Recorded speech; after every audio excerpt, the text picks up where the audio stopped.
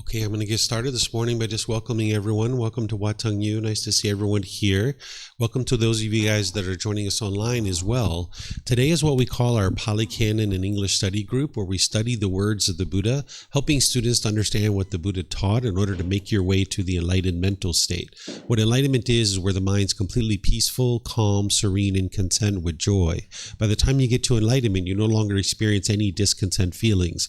So you'll eliminate all your anger, sadness, frustration, irritation, annoyance, guilt, shame, fear, stress, anxiety, loneliness, boredom, shyness, resentment, jealousy. All of this happens through training of the mind. There's no belief in the teachings of the Buddha. You're not believing a bunch of things and hoping that someday something wonderful will happen for you. Instead, you're training your mind, you're purifying it of the causes and conditions that are producing these feelings to occur. So you can uproot the pollution out of the mind, and you'll be able to see that the mind becomes peaceful, calm, serene, and content with joy. And it's a permanent mental state that you're experiencing in this life. You'll notice that you have focus, concentration, clarity, and deep memory.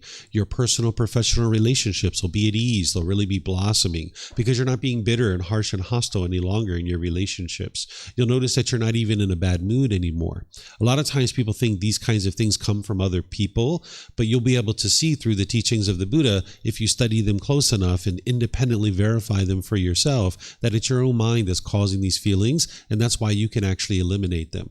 If it was other people that was causing you to be angry, you would never be able to eliminate your anger. So the teachings of the Buddha aren't about a bunch of beliefs of things you're believing and hoping something happens good when you die or something like this. Instead, you're learning, you're examining, investigating teachings, you're reflecting on them to independently verify them, and you're practicing them in order to integrate them into your life and uproot these pollutions out of their mind. One of the things that the Buddha taught in order to train the mind is meditation. So we start each one of our classes with meditation. This is part of the training of the mind, but there's other things you would need besides meditation as well. And that's why we study the original words of the Buddha, to be able to help you to understand what he did teach and what he didn't teach, so that you can gradually train your mind, cultivating wisdom, purifying the mind of these pollutions, and get to the point where the mind's completely peaceful and joyful. So if you'd like to join for meditation, the way that I start this is with some chanting. I ease the mind into meditation with chanting. You guys are welcome to join along in the chanting if you like. There's laminated sheets over there on the table or on the cabinet that you're welcome to help yourself to. You'll see the chants that I'm going to be doing, and you can actually chant along with me. For those of you guys that are online, if you guys would like to chant, you can go to our website, buddhadailywisdom.com, click on free books, and you can scroll down to the bottom and you'll be able to see the daily chanting sheet there. If you get one of these chanting sheets, you're going to see the Pali language. That's what we're actually chanting in, but you're going to see the English translations for these as well. It's important to understand the origins of chanting, which is during the lifetime of the Buddha, he actually chanted and helped his students to remember the teachings through chanting, that every 2 weeks they would recite the teachings orally. And this is how chanting came about for the Buddha, at least in his teachings, was in order to be able to remember the teachings and commit them to the memory. Because you wouldn't be able to practice the teachings and train your mind if you didn't remember the actual teachings. Where nowadays we have books, audiobooks, videos, podcasts, things like this. They didn't have that during his lifetime. So 2,500 years ago, they would do chanting or reciting the teachings orally every 2 weeks, and that would help them to commit the teachings to memory. So you can see from the origins of chanting that there isn't any rite or ritual or ceremony or worship here. This isn't a prayer or anything like that. There's none of that kind of stuff in the teachings of the Buddha. It's all about training your mind. So you're not doing any rites or rituals or ceremonies or worship or prayer, anything like that as part of the teachings of the Buddha. So if you would like to chant along, you're welcome to do so, and you'll be able to see them on the chanting sheet over there.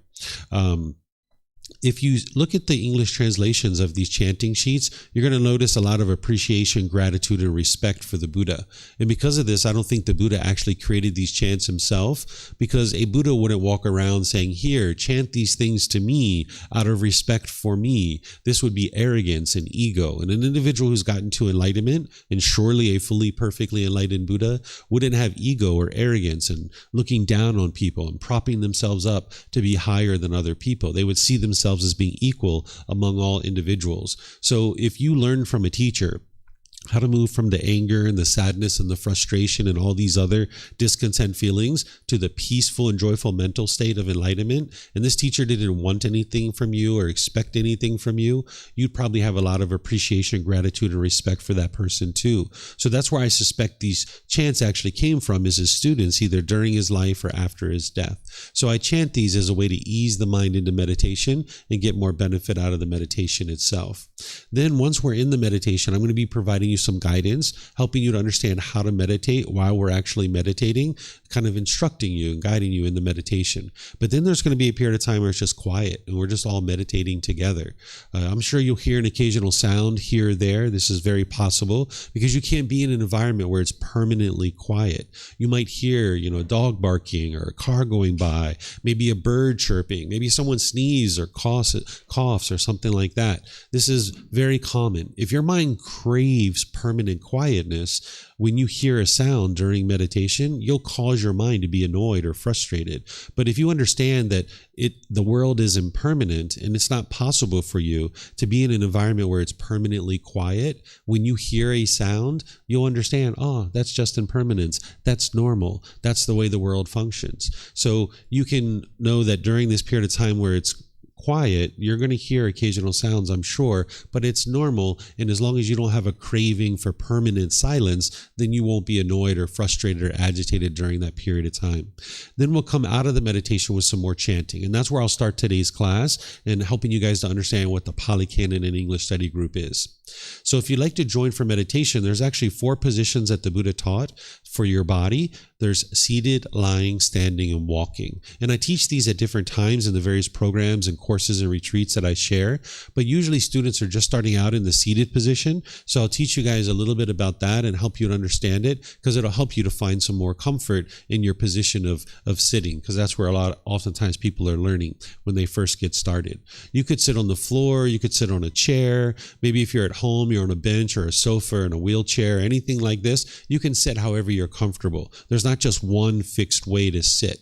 So whatever I share with you here, it's just things for you to consider. It's not, hard, fast, instruction, because each individual body is a little bit different and you're going to need to find what's comfortable for you. So these are things for you as recommendations to find something that's comfortable, but you find whatever's comfortable for you. Even if it's not something that I'm teaching you, you can actually find whatever's comfortable for you with the body.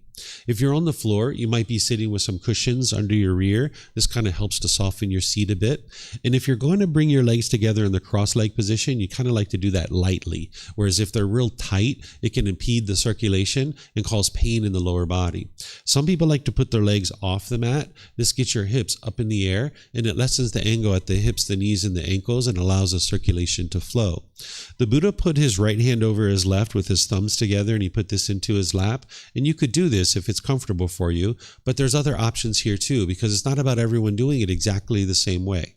You could put your palms on your thighs or your knees. Some people like to put their palms up. Some people rest their hands comfortably in their lap. So you can do whatever you like with your hands and the arms. And the same thing's true for anybody who's sitting in a chair or a bench or sofa or wheelchair. You can sit however you're comfortable as well. Some people like to put their feet flat on the floor or lightly crossed at the ankles, but you can see me sitting in a chair here with my legs crossed. So this is an option for you as well. And then you could put your hands and arms wherever you're comfortable.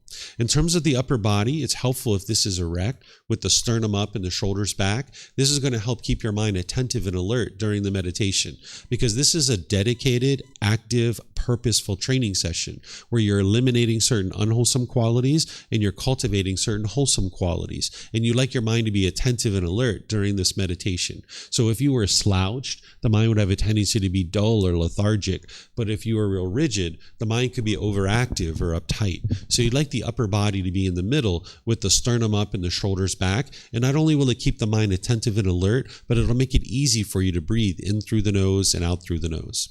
So again, I'm going to ease us into the meditation with chanting. You guys are welcome to join along, and then I'll come back in with the guidance after that.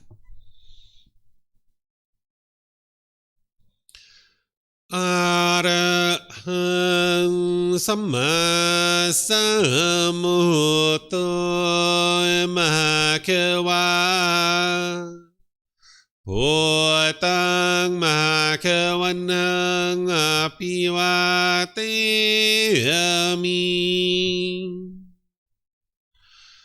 สวากขาโตมหควตาธัมโมธัมมังนามัสสามิสุปฏิปันโนมหควโตสาวกสังโฆสังฆังนามามินับโมอะระหะสะภะคะวะโตอะระหะโตสัมมาสัมพุทธัสสะนับโมอะระหะสะภะคะวะโตอะระหะโตสัมมาสัมพุทธัสสะนับโมอะระหะสะภะคะวะโตอะระหะโตสัมมาสัมพุทธัสสะอิติปิโสมหควาอะระหังสัมมาสัมพุทโธวิชาจารณังสัมมุโนสกขาโตโรกาวิตุอนุเตโรปุริสานามาสติสัตตาตวามนุสนังโอโตภะคะวะติ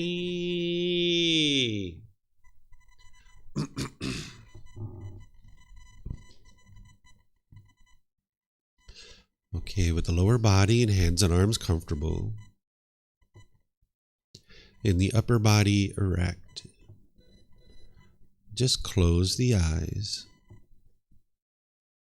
and start breathing in through the nose and out through the nose. Here you're just looking to establish the breath. A nice, natural, steady, consistent breath. Not forced or controlled, just a gradual inhale through the nose, experiencing the full breath. And then whenever you're ready, exhale out through the nose. Breathing in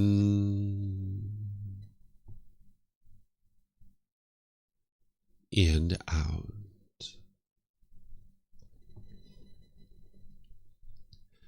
Breathing in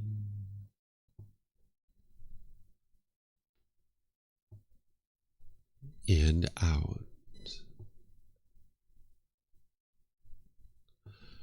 Your breath may not match up with the guidance that I'm providing, and that's okay. This is your practice. I'm just here for guidance. You can use this voice as a reminder that whenever you get to the next inhale, breathing gradually through the nose, developing a nice, natural, steady, consistent breath. And then whenever you're ready, exhale out through the nose, experiencing the full breath. Breathing in and out.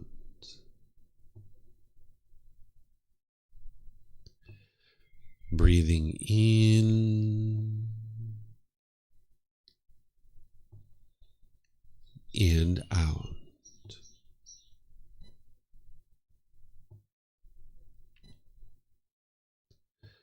With the mind fixated on the breath, whenever you notice that the mind moves off the breath, cut that off, let it go, and come back to the breath. the present moment. The mind should be focused on the breath, the sound of the air coming into the nose, or the sensation of air moving over the skin into the nose. The breath is the present moment. Fixate the mind on the breath, the present moment. Breathing in and out.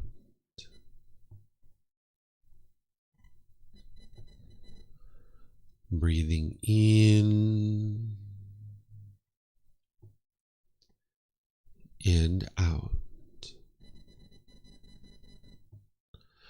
With the mind focused on the breath, whenever it moves off the breath, cut that off, let it go, and come back to the breath, the present moment.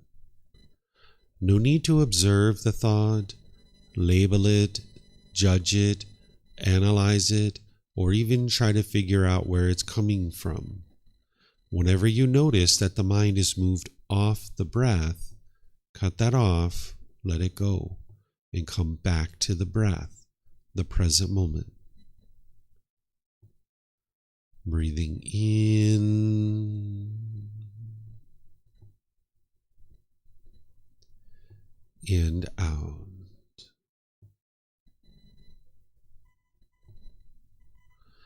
Breathing in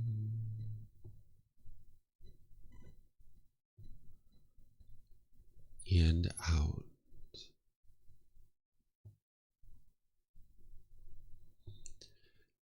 I'm going to be quiet now and let you do this work of focusing on the breath, cutting off and letting go anytime the mind moves off the breath.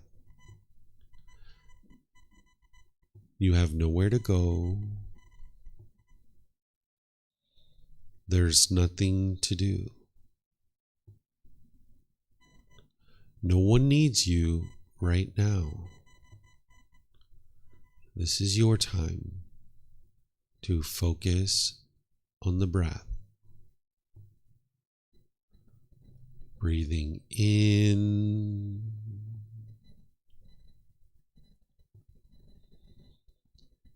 and out.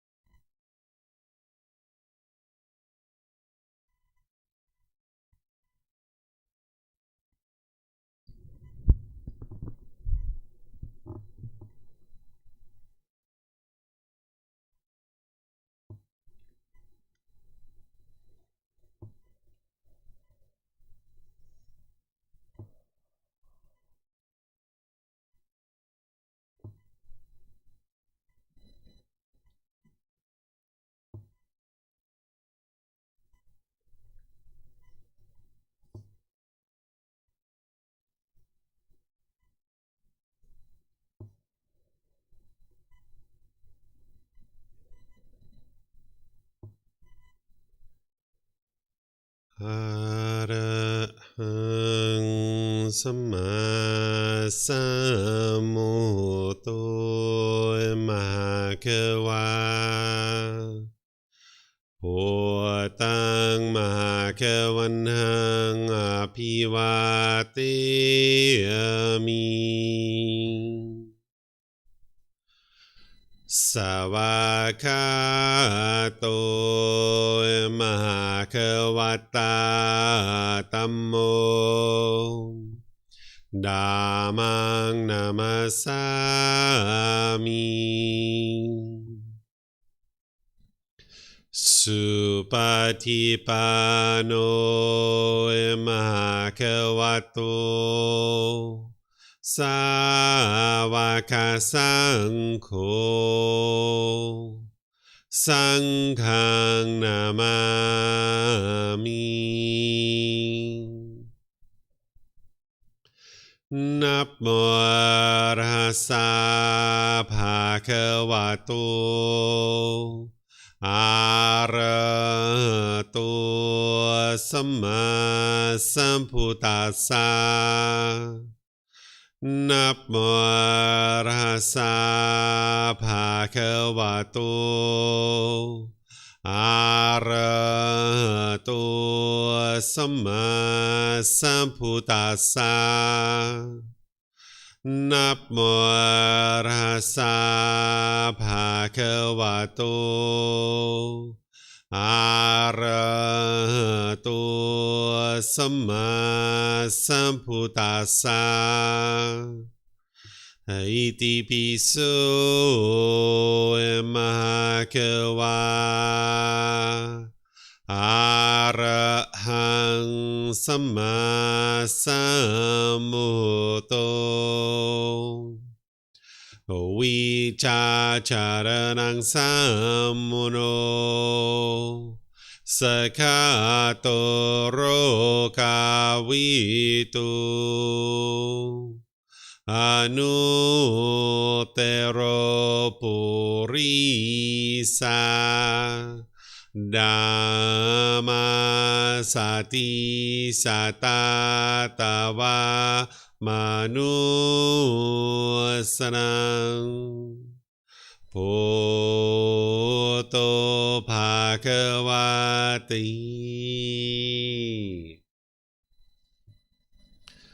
Okay, if you guys would like to slowly make your way out of meditation. Once again, welcome to all of you guys. Nice to see everyone here this morning. Welcome to everyone joining us online as well. As I was mentioning, today is our Pali Canon and English study group where we study the words of the Buddha. This is breathing mindfulness meditation that we just did. This is actually training your mind to let go. The goal of this meditation isn't to eliminate your thoughts. The goal is to train it to let go. Because when you're angry, when you're frustrated, when you're agitated, or any of these other discontent feelings, whether it's jealousy or resentment or loneliness or boredom or anything like this, it's the reason why you're experiencing these feelings is because the mind won't let go. There's something that you're craving. There's something you're longing for. There's something that your mind's clinging to, and you're holding on to this, and your mind won't let go. So when you got with a boyfriend or girlfriend, you guys first got together and you were so happy and so excited, you were getting what you wanted, which was a new person in your life. You were getting affection. Maybe you guys were having great conversations. You're going to the movies or to the mall or having dinner. Maybe you're having intimate contact. You're getting all this pleasant feelings from this. But then over time, as you guys weren't getting along anymore, you guys broke up. And then you might have been angry or frustrated or lonely or bored or missing this person, and your mind was holding on. That's why you were feeling so angry or frustrated or lonely or bored, is because your mind was holding on to this person, wanting them to be permanent in your life. Your mind wouldn't let go. It wasn't your love.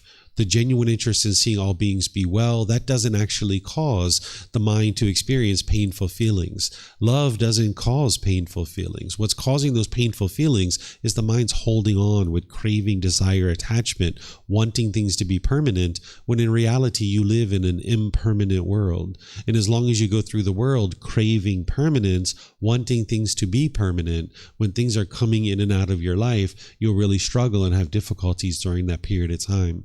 essentially when the mind's craving permanence, another way to say this is that it does not like impermanence. It doesn't like change.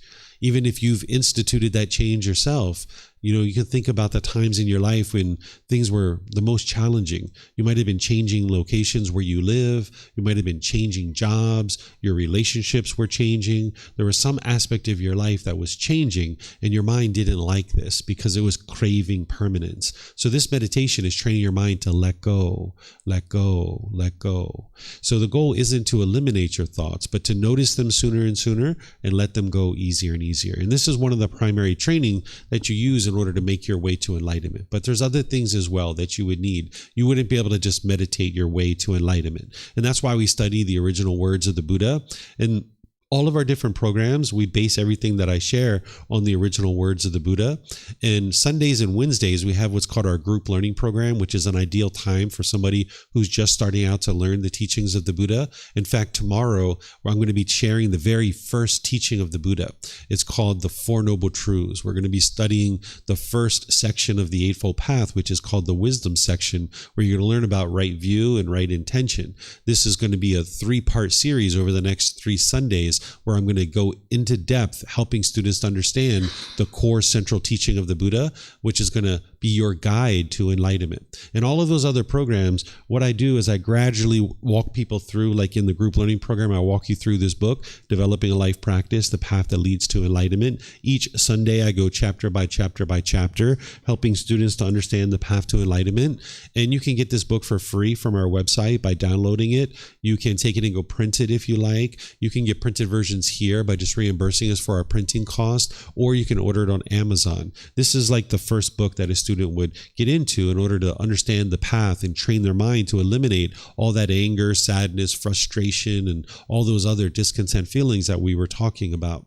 So all of our other programs, I teach in a more traditional style where I'll teach for 15, 20, 30 minutes. I'll open up for questions, teach for 15, 20, 30 minutes, open up for questions. But in this particular program, which is very unique, on Saturdays, we actually function more like a study group, where what I do is I invite students here at the temple, or those of you guys on Zoom, to read this chapter, a chapter which is the words of the Buddha. Here you can see it's just 3 sentences, this particular chapter. After a student reads a chapter, then I'm going to share some teachings on that to help you more deeply understand it. Then I'm going to open up to any questions that you guys have. You'll be able to see that the Buddha teaches very clear, very concise, and very precise, but it's helpful to have a dedicated practitioner and teacher to be able to guide you through, like a tour guide, because some of his teachings are connected to other teachings. And if you don't understand the totality of his teachings, you wouldn't understand where they're connected to.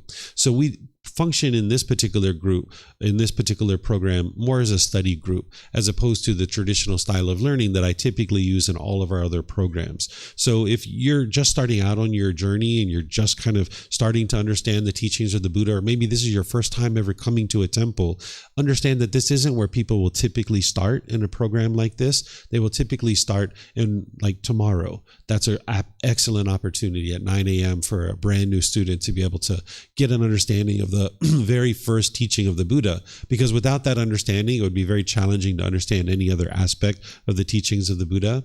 And then I also teach classes at other times, various courses and retreats. You can see these all on our bulletin board over there, or you can see it on our website at buddhadailywisdom.com. You'll see all the options we have to learn.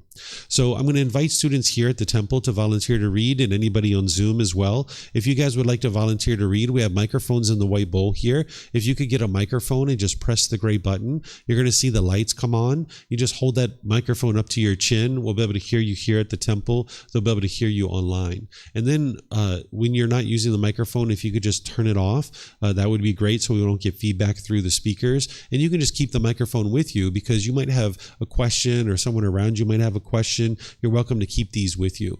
And then for those of you guys in Zoom, if you would like to volunteer to read, all you need to do is electronically raise your hand. There's a function like that in Zoom, and then I'll see that, and you'll be able to unmute your microphone, and then we'll be able to hear you here at the temple, and they'll be able to hear you throughout the live stream as well.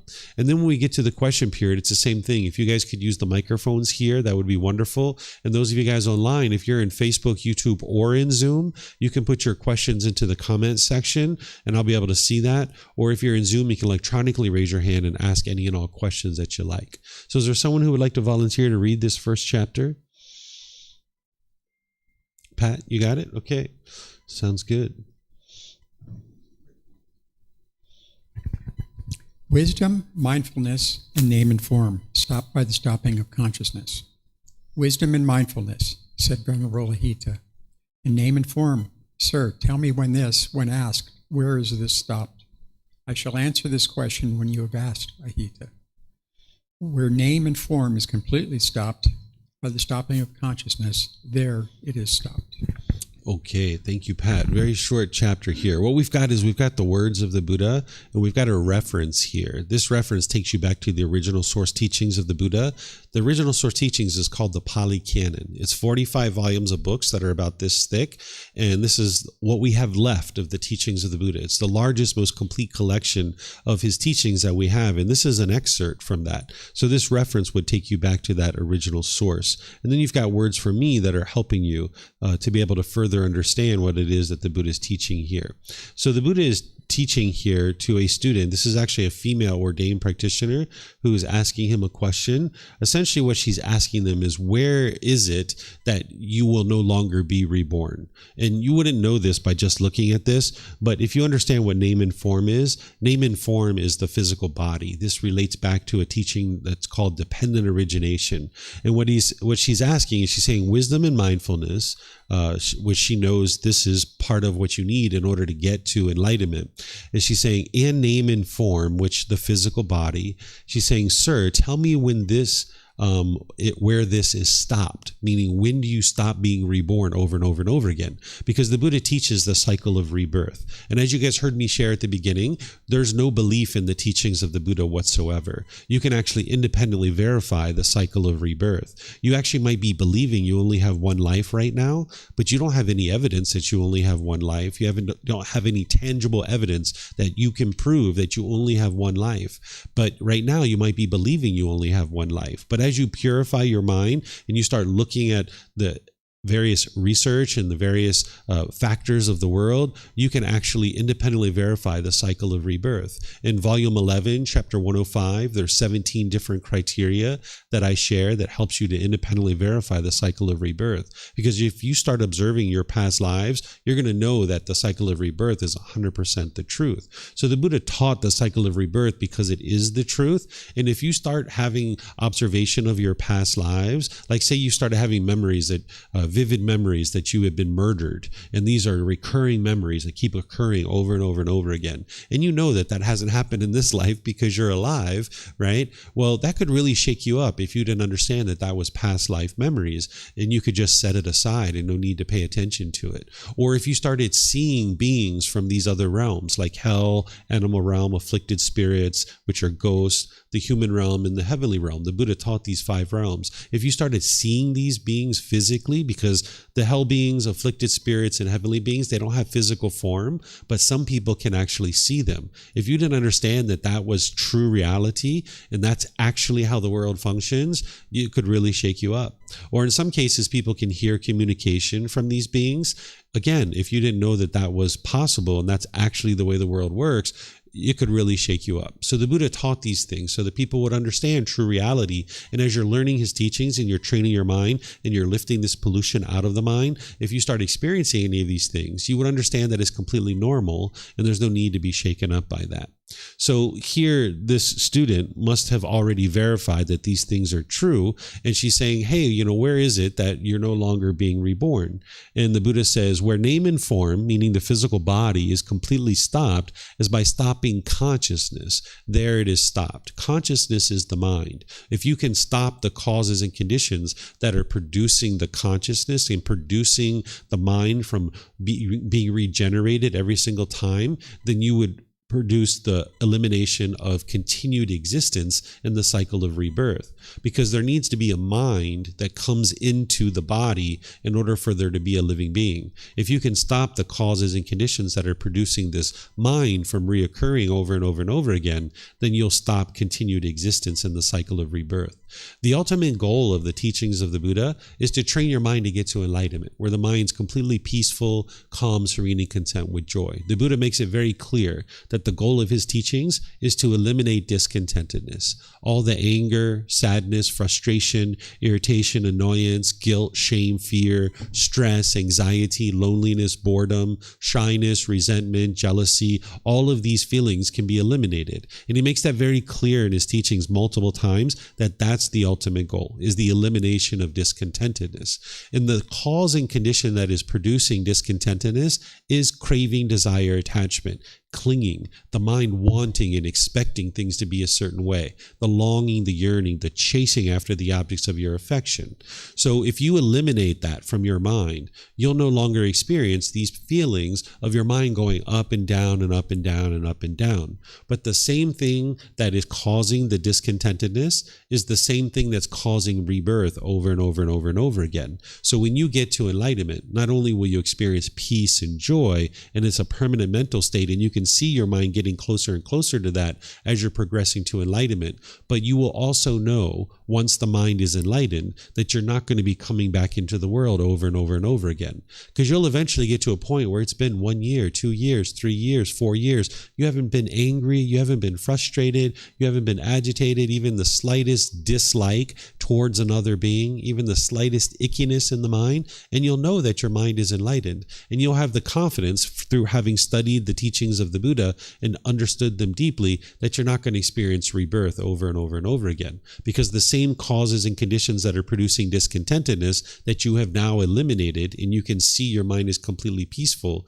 is the same cause and condition that's producing continued existences. Because that craving, desire, the longing, the yearning, that's the fuel that causes the mind to be regenerated, or the consciousness to be regenerated.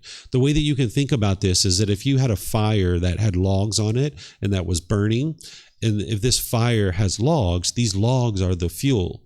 And now that fire is sending off sparks into the air, and now the wind is carrying that spark, and then when it lands, it ignites a new fire. It's not the same fire as before. It's a completely different fire. But the spark came from the old fire, because the old fire had fuel that produced this spark, and now there's this new fire, this new mind. So craving, desire, attachment is the fuel that's causing this new mind to be generated. So at the end of this life, if there's craving, desire, attachment, if there's longing or yearning, you're holding on to your relationships, wanting them to be permanent. You're holding on to this body. You're holding on to this life. You're holding on to these material possessions. It's going to be very painful death, because you're having to leave all of these things, and your mind's holding on to them, not wanting to let them go.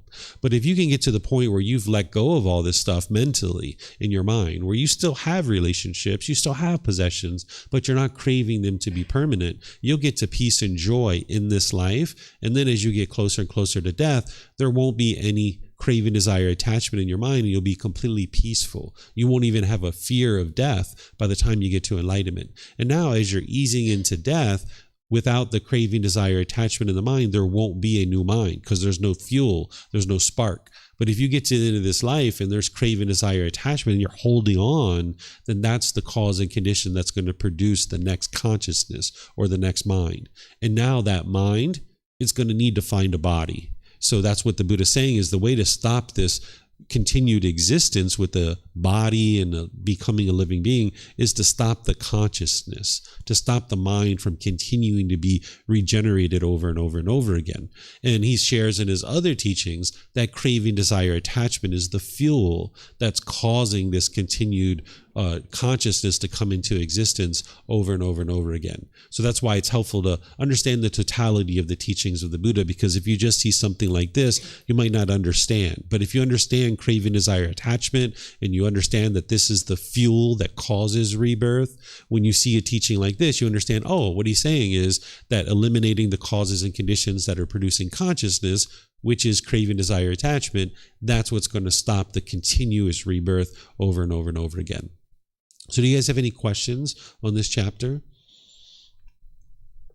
Remember, for those of you guys online, you can put that into Facebook, YouTube, or Zoom, and I'll be able to see that and answer your question. So it looks like we have a question here on Zoom. Let me just take the mic off. So this is a question coming in from Frank. He says, "Dear teacher, for this particular chapter, is there any reason why the Buddha chose consciousness of the 12 steps of dependent origination as the stopping point, and not, for example, volitional formations or ignorance? Is it because consciousness is what gives rise to name and form? Yes, that's exactly why. Because ultimately, to eliminate the causes and conditions that are producing consciousness, you need to cultivate wisdom in order to antidote ignorance, right? So since you understand dependent origination in those sequence of events there, yes, you need to eliminate ignorance, which is the cultivation of wisdom, which is going to do that. That's going to now create wiser decisions or volitional formations, which then will create the ending of consciousness, right? Because there's no craving, desire, attachment in the mind. So he's just penetrating into, the heart of what is it that's going to stop name and form? Well, it's getting rid of consciousness and no longer having the causes and conditions that are producing consciousness. Well, how do you get rid of consciousness? Oh, through volitional formations and making sure you have wise decisions. Well, how do you get rid of unwise decisions? Through cultivating wisdom. So it kind of naturally scales back to the elimination of ignorance or the cultivation of wisdom. And that's why nothing on the path to enlightenment is about belief. It's always about the cultivation of wisdom. Okay. Let me see if we have any other questions anywhere. All right. I'm not seeing any questions here at the temple or online. So let's go to the next chapter. Is there someone who would like to read this, either in Zoom or here at the temple? You got it, Rachel? Okay. Without clinging, one attains nibbana, enlightenment. Here, Ananda, a monk is practicing thus. If it were not, it would not be mine. It will not be, and it will not be mine. What exists, what has come to be, that I am abandoning. Thus he obtains equanimity. He does not seek excitement in that equanimity, welcome it, or remain holding to it. Since he does not do so, his consciousness does not become dependent on it and does not cling to it. A monk, Ananda, who is without clinging attains nibbana, enlightenment. Okay, so there's something called craving desire. What craving desire is where the mind is longing and yearning for something externally. And then if you get your cravings fulfilled, then the mind will typically cling to that, meaning hold on to this. And all the beginning classes that you guys have been in, you've heard me describe this all as the same thing. Craving, desire, attachment, wants, expectations, clinging, grasping, holding. I typically describe it all as the same thing. But it's actually two separate things. There's the longing, yearning for it, but then there's the clinging to it. So the way you can think about this, because you've all experienced this, is like at one point you didn't have a boyfriend or girlfriend, and you were like, oh, I really want a boyfriend or girlfriend. I really want one of those. Your mind was longing, yearning for it, right? And now once you got one, then you clung to it and you held on to it. That's the longing, yearning, and now there's the clinging, right? So what the Buddha is saying here is that without clinging, you can actually get to enlightenment, because as long as you cling to something, you're not going to be able to get to permanent peace and permanent joy, because what enlightenment is where the mind no longer experiences anger and sadness and frustration. It's completely peaceful and joyful. But if you're clinging to something, holding on to it, you'll never get to peace and joy, because it's impermanent. Everything around you is impermanent. So if you get a brand new car and you cling to it, wanting it to be permanent, when you get in a car accident or somebody scratches it, you'll be frustrated or agitated or annoyed. Or if you get a brand new mobile phone and now you misplace it or it breaks or something like that, you'll be angry when it's broken or when it gets stolen or it's misplaced, because you're craving for it to be permanent, and it's not permanent. It is impermanent. So if you cling to anything, you're not going to be able to experience enlightenment, because the mind's going to still be agitated or frustrated or annoyed or some other discontent feeling. But if you understand, I can have this phone and I can use it, but it's impermanent. Someday it's going to leave me. Someday it's going to get broken. I'm going to misplace it. Maybe someone steals it. There's going to be something that happens to this phone, right? So that's why the Buddha says here is that if it were not, it would not be mine. Meaning what he's saying is nothing belongs to you. Any of this stuff that you have in your life, it's not yours. These clothes that you're wearing, they don't belong to you. You're just renting them, essentially, because at someday they're going to be gone, right? They're going to deteriorate. They're going to fall apart. You're going to misplace them. Somebody's going to steal them. You're going to leave them behind by accident in a hotel room or something like that. all of this stuff is going to leave you someday, right? Any kind of possessions that you have, any kind of money that you have, any kind of jewelry, all of this stuff is going to leave you someday. But if you cling to it and say, this is my phone, well, when you don't have this phone anymore, and someday you won't, you'll be experiencing painful feelings like anger, sadness, frustration, or others. So it's important to be able to understand that all these things that you have in your life, while your mind's wanting to grab onto it and maybe say, this is mine, it's really not yours. It doesn't belong to you. You're just renting all of these things, including this physical body. This doesn't belong to you either. And someday you're going to need to leave this physical body. You're going to leave it behind, right? That's when we get to death. So as long as the mind keeps viewing all of these things as mine, the mind's going to cling to it. Now you're going to experience painful feelings when you start experiencing impermanence, when things start changing. So you're going to need to get to the point where you understand all these things around you are impermanent.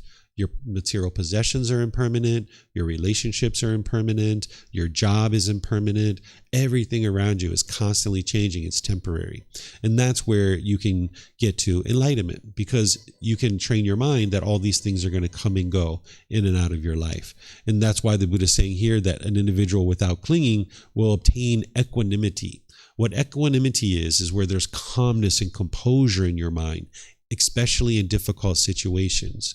So for example, if you were clinging to your mom and you wanted her to be permanent, you want her to be permanently healthy, permanently peaceful, permanently happy.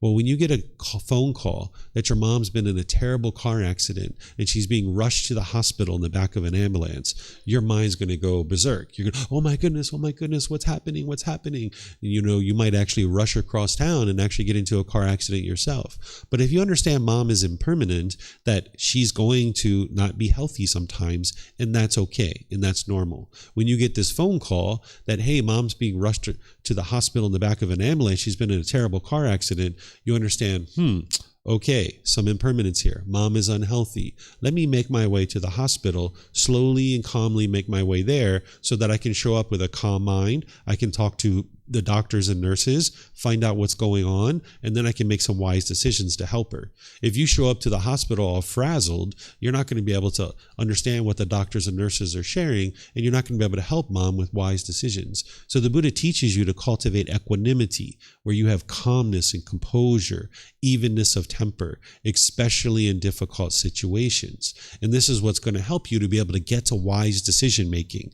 Because in order to get to enlightenment, you're going to need to have 100% of your decisions to be wise. And the way that you know that you have wise decisions is you learn the natural law of Gotama, of cause and effect. Some people call it karma. The natural law of Gotama, it isn't punishments and rewards or mystical, magical things. It's not about who's to blame or who's at fault.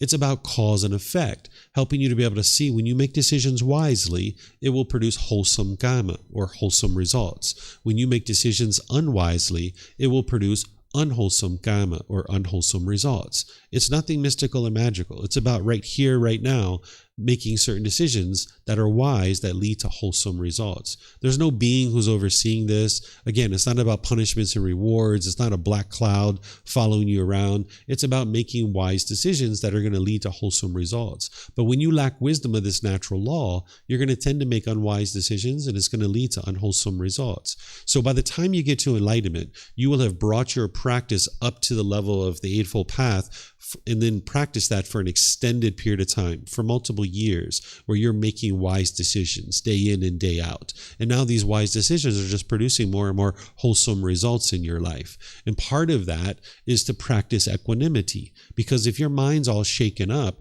you can't make a wise decision. So anytime you see your mind's frazzled or shaken up, the last thing you're interested in doing is starting to make some decisions. You would like to pause whatever you're doing, step away from that, and now think through what it is that you've got in front of you and decide whether it would be a wise decision to make any decisions, right? Instead, the decision can be to make no decisions, right? Go calm down, go relax your mind, take a couple of hours, take a couple of days. And once you get your mind calm, now make the decisions that you need. Because when your mind's angry and frustrated, you can look at your life, you can see you've made unwise decisions and it's produced unwholesome results. This is where the Buddhist teachings are independently verifiable. You're not believing me, you're not believing the books. You can see for yourself in situations where you're angry, where you're frustrated, where you're agitated or annoyed, you made a bunch of unwise decisions and it led to unwholesome results for you, right? So you're not interested in doing that. You would like to get to the point where you actively train your mind. You can practice this equanimity in all situations, especially difficult situations where your mind can potentially be shaken up. You need to calm the mind down and don't make unwise decisions, because any decision you make, it's going to have a result. It's going to have an effect. And you would like to make sure 100% of your decisions are wise. But right now, if you don't know the natural law of karma, you can't just snap your fingers and instantly start making wise decisions. You're going to need to gradually train your mind, bringing it up and running on the Eightfold Path, which is what I'm going to start teaching tomorrow morning at 9 a.m. You got to bring your mind and your practice up to that level, and now do that for an extended period of time, and you'll see the peacefulness and joy coming into your mind. So the Buddha is helping you to see here that if your consciousness is not dependent on something, then that's where the peace and the joy is. That's where enlightenment is. So like we were talking before class, like if you're sleeping and you're used to sleeping with a fan on and this fan is turning all the time and you hear this fan day in and day out as you're going to sleep, well, if that fan isn't there, your mind is now having maybe difficulties falling asleep because your mind is dependent on that particular object. And now when that thing isn't around anymore, and sometimes it won't be around because of impermanence, now your mind has difficulty sleeping potentially if somebody's having that challenge. So you would like to get to the point where you eliminate all this clinging, where the mind's not holding on. And that means putting your mind in a situation where it's experiencing impermanence. So if you're used to having certain things like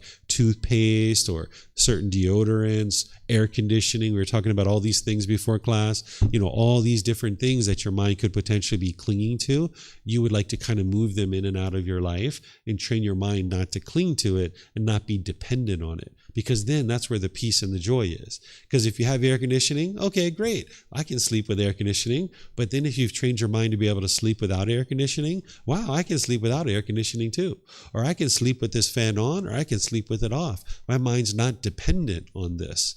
But if you can only sleep with that favorite pillow or that favorite blanket that you have, when you don't have it with you, you'll be annoyed, you'll be frustrated, it'll be difficult to sleep. Or if you wake up in the morning and you have that favorite drink that you always drink every morning, when you don't have it available to you, you'll be frustrated, you'll be annoyed. That's the clinging that the mind's craving for these things to be permanent. If you have a certain friend or certain family member that your mind is dependent on, and you turn to that person all the time for advice and emotional support, when that person isn't around, you'll really struggle and have difficulties. So you'd like to get to the point where your mind's not dependent on these things, where you have people in your life, you have these things, like it's nice to sleep in air conditioning, but your consciousness isn't dependent on it. Your peacefulness isn't dependent on whether you have these things or not. So do you guys have questions on this particular chapter? Anything you would like to ask?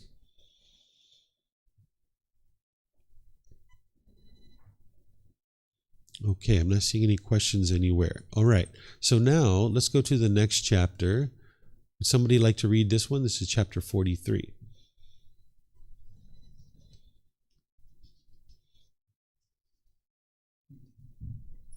Joe, you got it?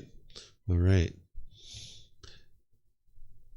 So one of the ways to eliminate shyness is to put your mind in the situation that it doesn't want to be in, right? Because your mind's like, no, I don't want to read. People are going to judge me. People are going to look at me. People are going to hear my voice. But the way that you overcome that is put your mind in that situation, and that'll help you to let go.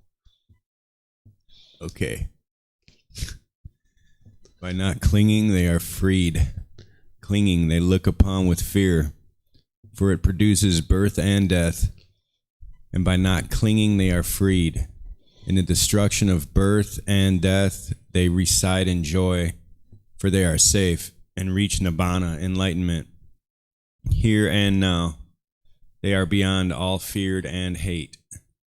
They have escaped all discontentedness. Okay, thank you, sir.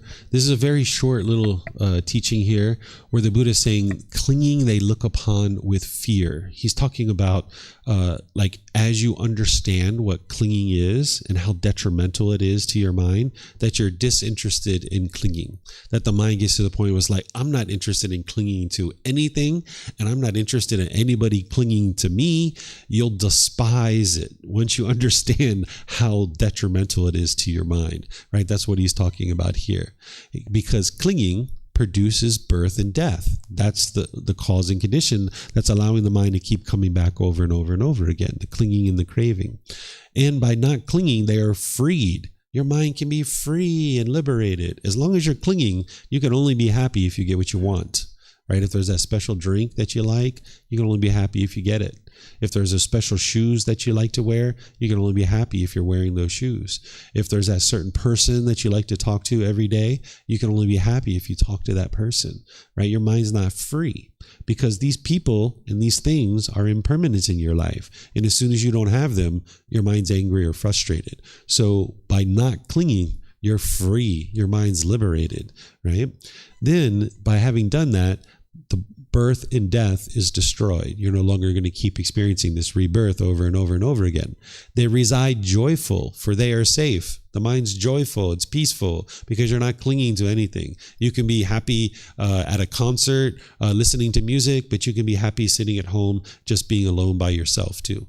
But if your mind is clinging, you can only be happy if this condition is met, and this condition is met, and this condition is met, and this condition is met. If it's sunny outside, if my bank account is this, if my mom and dad do this, if my boyfriend or girlfriend does this, if my boss does this, then I will be happy. So your happiness really shrinks. But when you get rid of all of that stuff, hey, you can be happy all the time. It doesn't matter what's happening. Sunny, raining, you can be happy. Your boss does this, your boss does that, you can still be happy. Your boyfriend or girlfriend, you have a boyfriend or girlfriend, or you don't, or you have your bank account balance up here or down here, you can be happy regardless, no matter what's happening.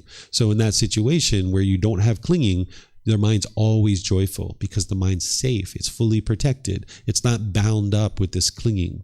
And he says, and they reach Nibbana here and now because there's no clinging, right? And then having reached Nibbana, you're beyond all fear and hate, right? By the time you get to enlightenment, you don't have fear and hate among all those other discontent feelings. Oftentimes people think that when you hate somebody, it's coming from that person. You might have certain people you like in the world, and you have certain people that you dislike, and maybe you even hate these people, right? It's not them that's causing you to hate them. It's your own mind. It's not that person that's causing you to dislike them. The reason why you dislike people is because you have certain expectations, you have certain wants, you have certain things that you're clinging to, and you want everybody to fit this particular mold. And when they meet your expectations, you like them. But when they don't meet your expectations, you dislike them. And this is coming from your own mind. And you can eliminate that craving and clinging and understand impermanence, that not everybody is going to be the same way. But see, when the mind is unenlightened, it will typically have ego and arrogance, thinking that what I do is so right and what everybody else does is so wrong, and my way is the right way and their way is the wrong way. So if people do things my way, being the ego, the right way, now I like those people. But if they don't do things my way, I dislike them. This is coming from your own mind. But by the time you eliminate that clinging, those wants and expectations, that craving for permanence, thinking that everybody should be exactly the same, you won't have hatred in your mind anymore. You can love all beings because you understand everybody's different and not everybody's going to do exactly the same things, right? So you can get beyond all this fear and this hatred, because there's certain fears that you might have in your mind. You might fear death. You might fear being homeless. You might fear your family dying. You might fear being crashing in an airplane or something like this. Who knows? You might fear snakes or spiders or heights or any number of things. This is because your mind's just clinging and holding on, craving permanence. I never want to see a spider. That's the permanence that the mind's clinging to.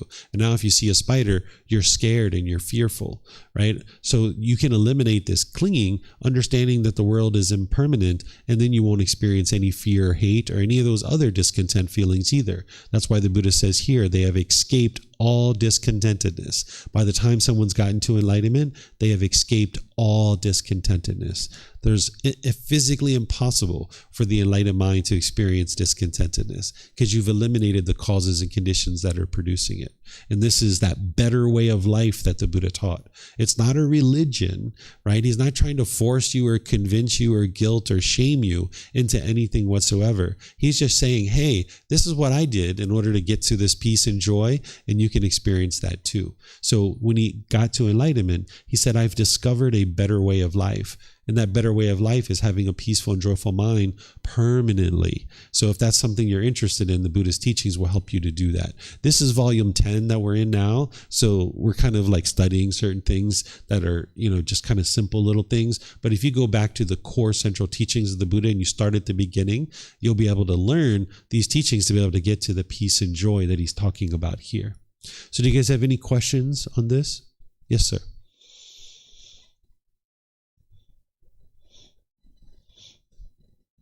Remember, for those of you guys online, you can put your questions into Facebook, YouTube, or Zoom, or you can raise your hand in Zoom and ask any questions that you like. Okay, I can intellectually understand that it certainly is better for me not to cling than to cling. Mm-hmm. But I've been clinging for quite a while.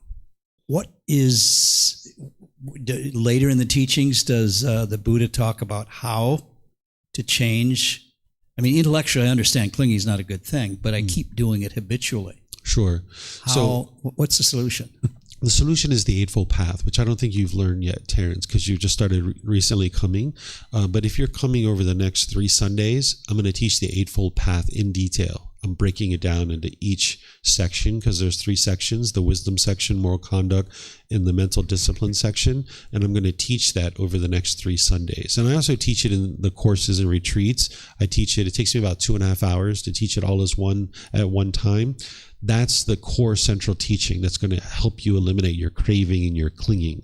Without the understanding of the Eightfold Path, you wouldn't know what to do because there's multiple factors. It's not just one thing that you need to do. Meditation is part of it, but there's other parts of it as well. So if you're coming over the next 3 Sundays, you'll learn that. And if you can't come, it's recorded. So you can attend by live stream. And I've taught it many times, so it's been recorded. You can watch it even today if you would like to, if you'd like to start learning about it. And all these courses that I teach, no matter what course, I teach that in every single program because it's so core and so central to the teachings of the Buddha. But that's what you need to know in order to transform the mind. And then there's other connected teachings that plug into it, but you would need to know that first. And you're going to need to memorize that teaching. That's going to help to exercise your mind and really commit the teachings to memory so that you can practice them day by day. So there's multiple factors there. You're welcome.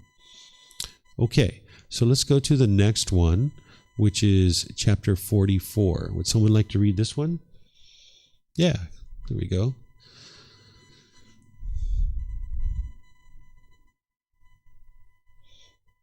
Calm and reflection have part in true wisdom. These 2 qualities have part in true wisdom. What 2? Calm and reflection.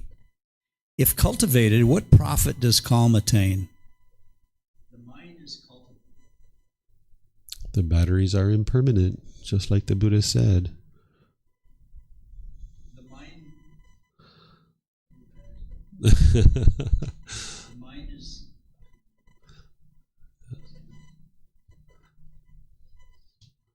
The mind is cultivated. If cultivated, what profit does calm attain? The mind is cultivated. What profit results from a cultivated mind? All craving is abandoned. Monks, if reflection is cultivated, what profit does it attain? Wisdom is cultivated. If wisdom is cultivated, what profit does it attain? All ignorance is abandoned. A mind defiled by craving is not liberated, and wisdom defiled by ignorance, unknowing of true reality, is not developed. Thus, monks, through the fading away of craving, there is liberation of mind, and through the fading away of ignorance, unknowing of true reality, there is liberation by wisdom. Okay, thank you, sir. So here the Buddha is showing you two qualities that need to be cultivated as you make your way to enlightenment. There's this calm and this reflection. These are going to help you to be able to get to true wisdom. That's what he's saying, that these two qualities have part in true wisdom. Ultimately, what you're getting to is true wisdom, because if your mind experiences anger and frustration or stress or anxiety or any of these other discontent feelings, there's certain wisdom about the world that you don't understand. You're living in a world that you don't understand, and the world is struggling, having difficulties because it doesn't understand this world. Just like when we were children and we didn't understand the natural law of gravity and we struggled and had difficulties, we fell down, we hit our head, we cried, we were upset.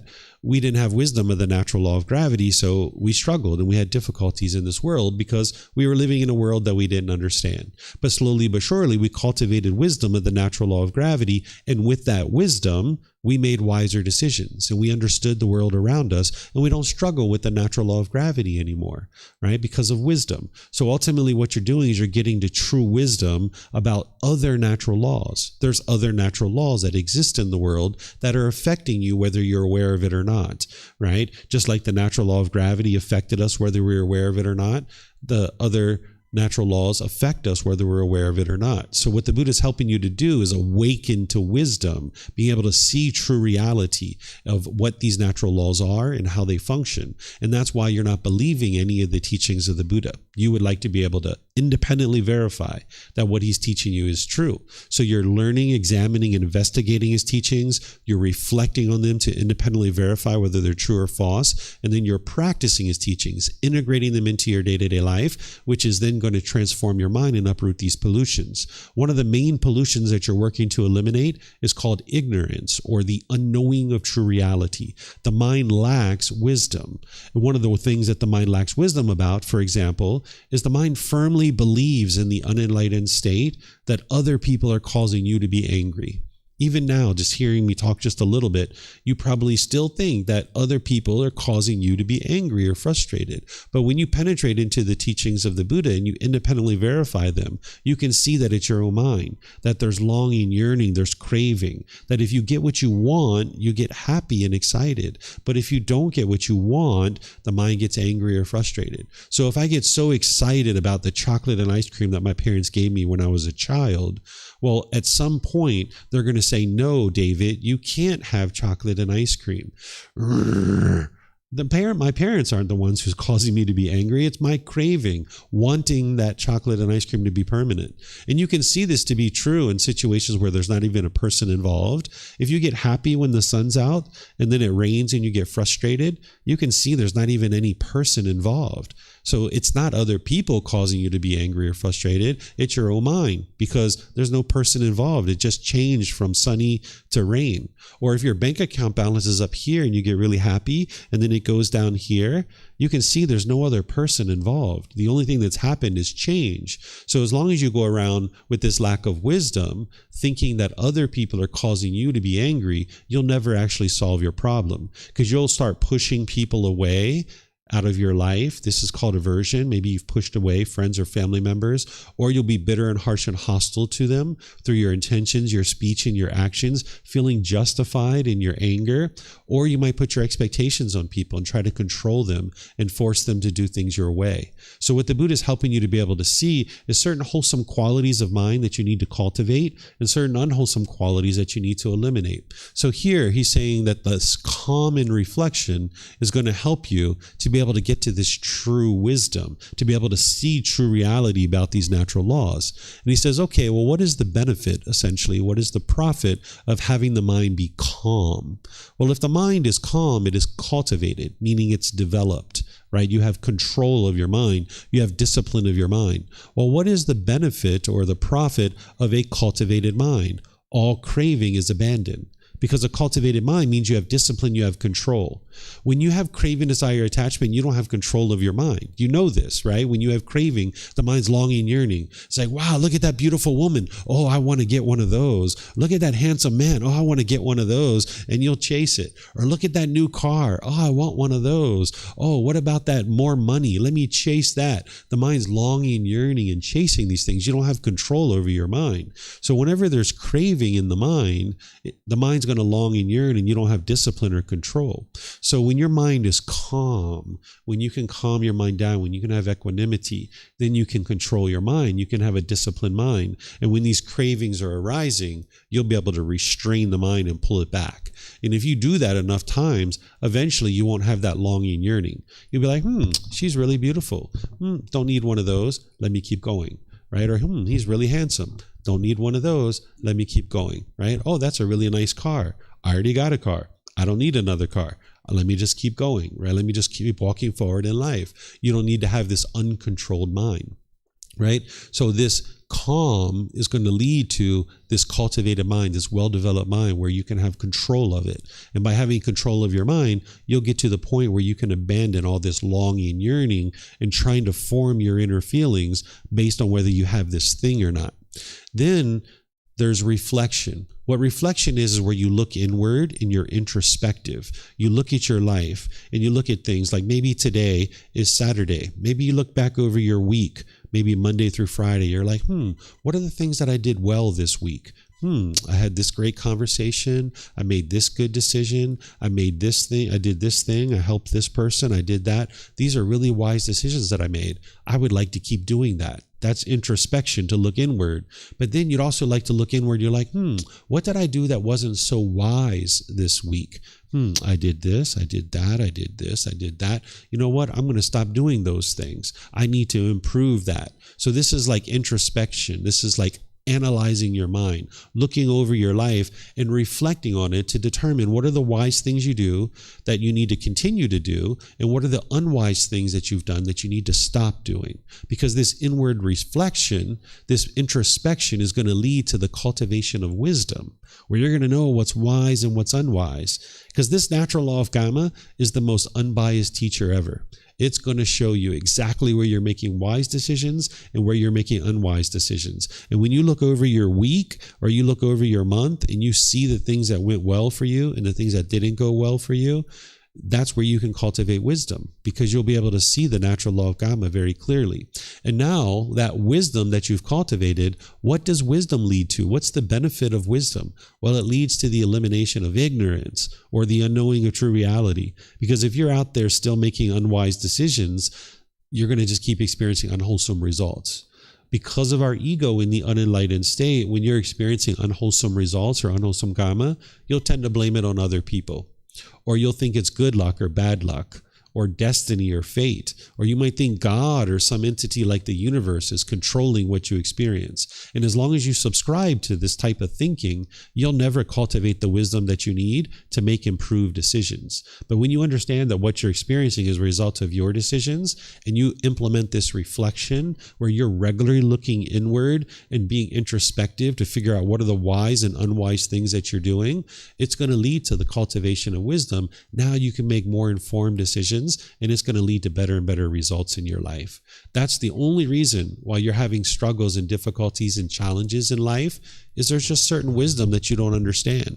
And when you cultivate that wisdom and you understand the world you live in, you won't experience stress or anxiety or frustration or any of this stuff, because you understand the world that you live in. So that's what the Buddha is guiding you to be able to do, is eliminate this ignorance by the cultivation of wisdom. And it's reflection that's going to help you to do that. But as long as you have craving, desire, attachment in your mind's going to be shaken up, and you're not going to be able to look inward and be introspective. You're not going to be able to cultivate that wisdom. So that's why he's teaching you to remain calm, cultivate the mind, gain this control over the mind to eliminate your cravings. And now you'll be able to have more reflection where you can look inward, and now you can cultivate this wisdom. And that's what's going to lead to this liberation of mind, or this peace and this joy of the enlightened mind. So there's multiple teachings, the Eightfold Path, that's going to help you understand how to do that and how to get the mind to the point where the craving, desire, attachment is eliminated. Do you guys have any questions on this one? Okay, looks like we have a question coming in on Zoom here. Frank is asking, he says, "Dear teacher, do you have any suggestions on effective ways to calm the mind? For example, breathing exercises, mindfulness to cut off thoughts, etc." the Eightfold Path is what's going to help calm the mind down. It's important to understand that there isn't any magic potion. There's not a magic pill.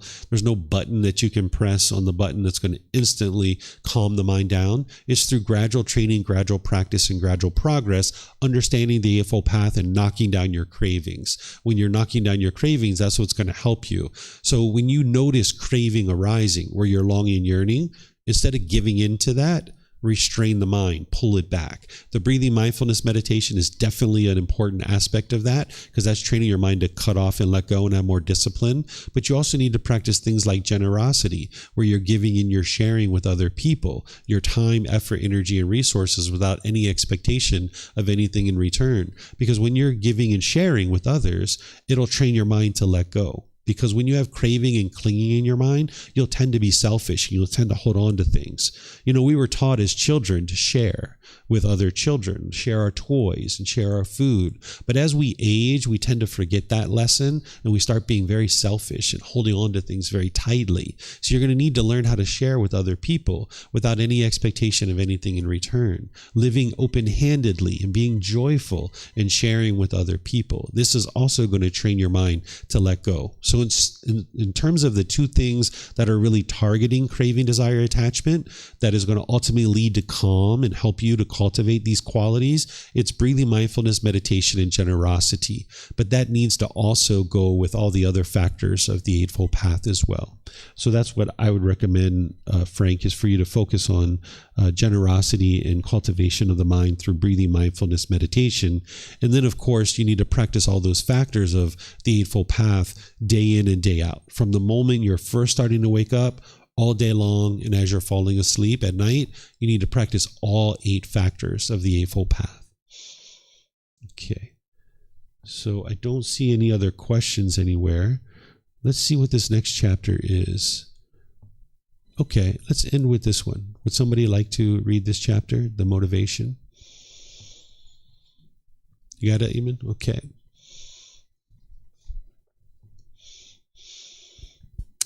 The motivation. Monks, an effort should be made to understand this is discontentedness. This is the cause of discontentedness. This is the elimination of discontentedness. This is the way leading to the elimination of discontentedness. Thus, monks, I have taught you the destination and the path leading to the destination. Whatever should be done, monks, by a compassionate teacher out of compassion for his disciples, aspiring for their welfare, that I have done for you. These are the feet of trees. Monks, these are empty huts. Meditate, monks, do not be complacent, lest you regret it later. This is my instruction to you. Why is that? Because he is out of the evil one's range. Okay, thank you, sir. So here, the Buddha is saying in this first paragraph, he's saying to make an effort to understand what's called the Four Noble Truths. That's his very first teaching. And that's what I'm going to share tomorrow at 9 a.m. I'm going to teach this so that you understand it in detail in a way that you can independently verify. What he teaches in the Four Noble Truths, these 4 simple statements that you'll be able to independently verify, not these, but the actual detail. He's going to explain to you the problem in your mind, the cause of that problem, the elimination of it, and the path forward. And if you make an effort to understand the Four Noble Truths, you can have a breakthrough to finally understanding in a way that you've independently verified why you're experiencing anger and sadness and frustration and all these other feelings. And when you have that breakthrough, the beauty is that you'll finally know what's causing these feelings so that you can actually apply effort and energy to fixing it. If you go around continuing to believe that other people are causing these feelings, you'll never fix it. You'll be angry and stressed and lonely and bored and frustrated the rest of your life. And that's no way to live life. There's this better way of life that the Buddha taught. So tomorrow I'm going to be teaching this, and the Buddha is saying, hey, make an effort to understand this, because this is the beginning of the path to enlightenment, is doing what we call establishing right view, where you have the right view of the world. And you're going to be able to see tomorrow that it's your own mind that's causing these feelings. If you have wrong view, you will go around the world blaming other people, and you'll continue to be angry and frustrated the rest of your life. And again, this is no way to live life, because you're just going to have broken relationship after broken relationship after broken relationship, and you'll struggle. But you can get beyond that. You can get to the point where your mind's completely peaceful and joyful, but you need to make this effort to understand the Four Noble Truths. So that's what I'm going to be teaching tomorrow. So then the Buddha goes on and he says, "Thus, monks, I have taught you the destination." The destination is enlightenment. That's the mind getting to that enlightened mental state. It's not a physical destination. It's a mental state that you're accomplishing. That's the destination that he's taught. Because in order to help an individual get to enlightenment, you need to explain to them what enlightenment is. And that's what I do throughout the various courses and retreats. And even here, I've described a little bit about what enlightenment is, so you understand what it is. So describing the destination and the path leading to the destination. The path is the Eightfold Path. That's the path that leads to this enlightened mental state. That's the core central teaching that you would need to know in order to be able to make your way to this enlightened mental state. That this core central teaching of the Buddha is what's going to lead to this peaceful and joyful mental state, the destination. And then he goes on, he says, whatever should be done, monks, by a compassionate teacher, out of compassion for his disciples, right? The Buddha had an enormous amount of compassion. Compassion is the concern for the misfortune of others. Because the Buddha got to this peace and joy, and he did it on his own. He could have very well went back to the royal palace because he was a prince destined to become a king. He could have very well went back to the palace and been like, I'm in this peace and joy. All right, guys, see you later. I'm going to go live my life. Right? He could have done that, right? But no, he said he had so much compassion for the world that he was interested in spending and dedicating the rest of his life to helping other people figure out how to get to that same mental state. So he taught from the age of 35 to 80. He lived this life of homelessness where he just accepted donations from his students to be able to eat and have shelter and clothing and medical care and things like this. Instead of going back to this lap of luxury in the royal palace, he lived this life of homelessness where he went around and taught people how to get to this enlightened mental state. And that was out of compassion for them, concern for their misfortune. He understood something that nobody else in the world understood, how to get to this enlightened mental state. And he decided to share that with other people. And countless people got to enlightenment during his lifetime. And since his life, countless more people have gotten to enlightenment after his death. So a teacher who has gotten to enlightenment by himself, like a Buddha, they're going to have this enormous amount of compassion for the world, aspiring for their welfare, being interested in seeing them be well. And then he's saying, okay, I've done those things for you in order to be able to help you to be able to get to this enlightened mental state. And then the motivation, he's saying, okay, these are the feet of trees, monks, these are empty huts. This is where they would meditate during the lifetime of the Buddha. He says, meditate, do not be complacent lest you regret it later. Complacency is like dullness, lethargic condition, lack of motivation, lack of willingness to do something. If you lack motivation, lack of willingness, or lack of initiative, you won't be interested in applying effort to understand the Four Noble Truths. You'll just stay in that dullness, that lethargic condition, that disgruntledness, that frustration. You'll just continue to stay with that. But if you get rid of that complacency and arise this determination, this dedication, and this diligence where it's like, hey, I'm going to get rid of this anger. I'm going to get rid of this stress and anxiety. I'm tired of all these broken relationships and all these arguments and all this frustration. I'm tired of this stuff. And now that can arise dedication and diligence instead of being in this complacency, right? So the Buddha is saying, okay, meditate, don't be complacent or you're going to regret it later. Because when you're angry, when you're sad, when you're frustrated, when you're lonely or bored, feeling guilty or shameful or fearful or any of those other types of feelings, you'll regret having not meditated. So he's encouraging you, saying, don't be complacent. And then this is his instruction. When he says here that this person is out of the evil one's range, what he's talking about here is a being called Mara. Some of you might know this being as the devil or Satan or something like that. This is an actual real being. It's a formless being that exists in the world, that's interested in causing calamity in the world and unwholesome things to occur. This being is going to try to influence people to do unwholesome things. But whether you do those things or not, it's up to you. It's your choices. And your wisdom is what's going to guide you in whether you should do something wisely or unwisely. Just like you could hang out with a friend, and they could be like, hey, come on, let's go over here and snort this cocaine. Hey, let's go have some heroin. Hey, let's go drink this beer or this whiskey. They could try to influence you. You have to know what's wise or unwise and make a choice. No, I'm not interested in snorting cocaine. No, I'm not interested in getting into that heroin or that drugs and alcohol. That's not for me, right? And you walk in the other direction. So this being, this unwholesome being, this one that the Buddha is referring to here as the evil one, or sometimes he refers to as Mara, is going to try to influence you. This being can kind of try to influence you by having thoughts come up in your mind that are unwise. And now it's your wisdom that's going to decide whether you should do that or not. Right? Your boss walks into your office, you start getting agitated or frustrated. You're like, man, I want to punch that person in the face. And you're like, no, that's unwise. I'm not going to punch my boss in the face. That's going to result in unwholesome outcomes. That's going to be unwholesome karma, right? But that thought can come up in your mind, and you need to have the wisdom to know that that's unwise, and you need to have the discipline or the control to cut that off and let that go and not allow the mind to do that. But this being, Mara, is going to try to influence you, but by meditating, training your mind, making sure that you gain your wisdom that you need and you have that discipline, this being isn't able to influence you any longer. Once you get to the jhanas, which some of you guys know what those are, these are enhanced qualities of mind, the preliminary phases that the mind goes through as it makes its way to the first stage of enlightenment. This being Mara won't be able to influence you once your mind is in the jhanas, because your wisdom will be too strong, and this being knows that, and it doesn't even attempt to try to influence you. So do you guys have any questions on this one? This is from the Buddha, the motivation. Okay.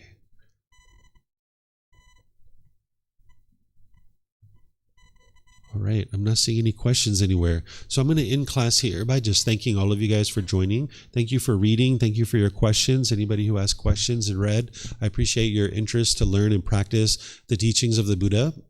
As you guys would like to learn more, you're more than welcome to come here and learn, either in person or through our live stream, through Zoom or any of these other options. Everything's available to you at no cost. You can learn and grow and develop with these books and audiobooks, videos, podcasts, personal guidance, classes, courses, retreats. If you're interested in getting rid of these discontent feelings, all that anger and sadness in others, there's help for you to be able to do that. You just need to decide it's something that you would like to accomplish and step forward and just ask for help. And there's help to be able to guide you towards this enlightened mental state. So tomorrow I'm going to be teaching the very first beginning teachings of the Buddha. I'm going to be teaching the first section of the Eightfold Path, right view and right intention. This is the wisdom section. This is the very beginning of the group learning program. It's a very ideal time to be learning and practicing the teachings because it's the very beginning of our program. So I'm going to be sharing that with you tomorrow.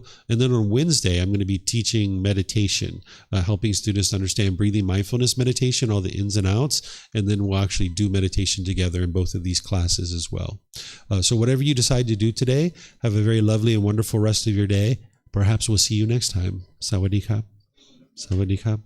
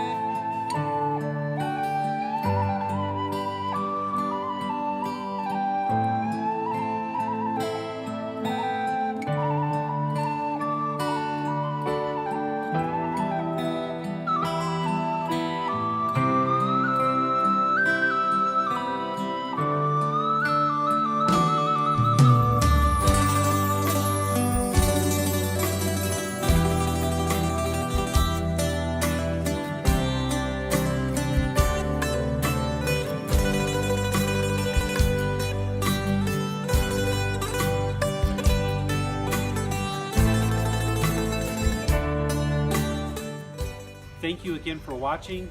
Enjoy your meditation. Look forward